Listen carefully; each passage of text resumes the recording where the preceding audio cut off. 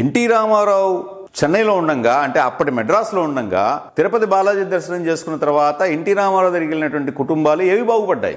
వాళ్ళకి వెంకటేశ్వర స్వామి శాపం ఖచ్చితంగా తగిలి ఉంటుంది.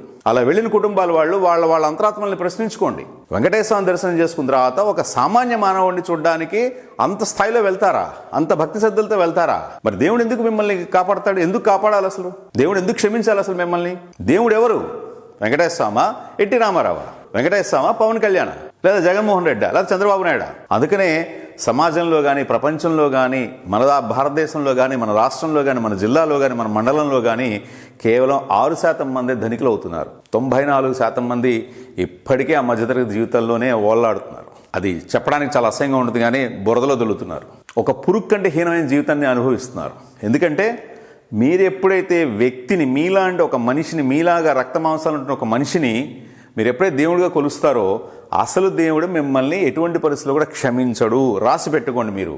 ఇది భగవద్గీతలో ఉంది, ఖురాన్లో ఉంది, బైబిల్లో ఉంది. పెంతెకోస్తు సోదరులను అడగండి, ముస్లిం సోదరులను అడగండి, వాళ్ళు చెప్తారు ఎందుకు సినిమాలు మానేయాలనేది.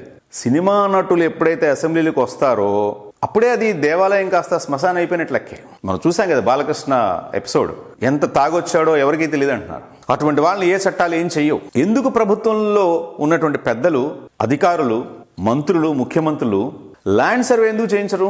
ఒక సామాన్యుడి ల్యాండ్ కబ్జా చేయబడితే దాన్ని కాపాడడానికి ల్యాండ్ సర్వే చేస్తే సరిపోతుంది. కానీ ఎందుకు చేయరు? లాక్కునేది వాళ్లే కాబట్టి. మరి అలాంటి వాళ్ళని మీరు దేవుడు అంటారు ఎలాగా?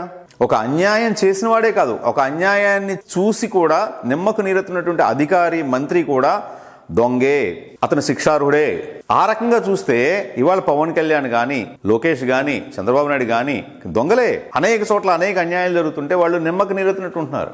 సమస్య అంటే సునామీ వస్తేనో, కోవిడ్ వస్తేనే ప్రభుత్వం హడావుడి చేసేసి దాంట్లో కూడా మళ్ళీ కమిషన్ తినేయడం కాదు.